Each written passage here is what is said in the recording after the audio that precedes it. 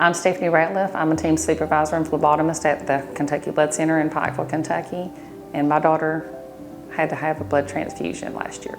I'm primarily stay in the center and work in the center. And I'm actually getting involved with helping other staff, learning how the craft to stick people, to register people, to screen them.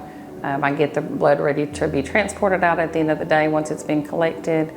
We save lives, and I'm so blessed and so humbled to be in this position to where I can get to be the very small particle of what starts the process.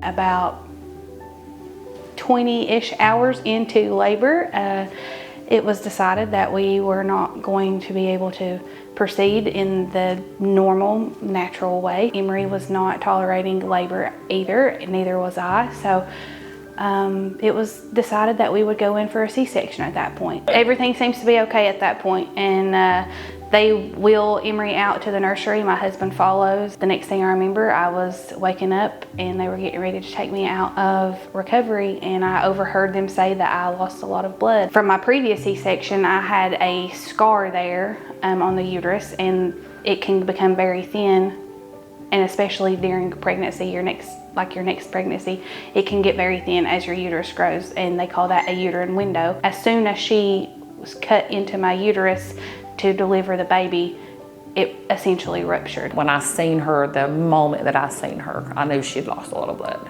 Just the grayness that she had on her face, just the paleness that she was. I was worried.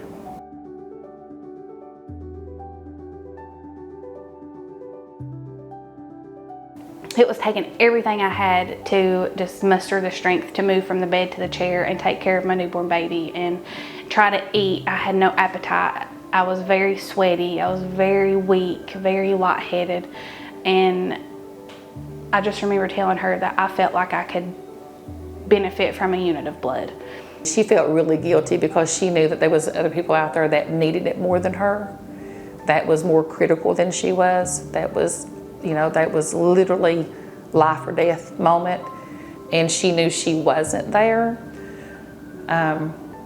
But like I told her, I said, we do this every day. We do this for every reason, not just for the people who are critical that need it at that moment. We do it for everybody.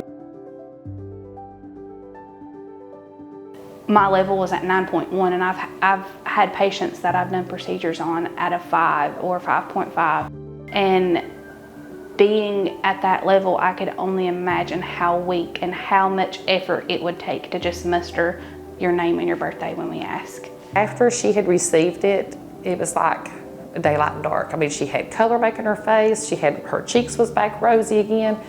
And I knew then that I had my girl back. I knew that she was going to be okay.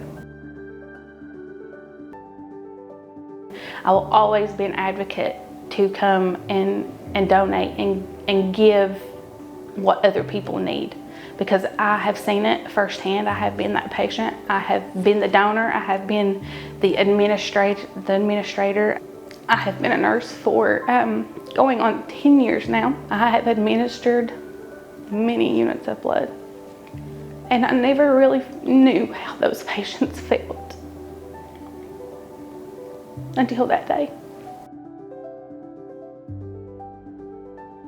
It's just an amazing thing of how we can do one small task out of our day to help someone else.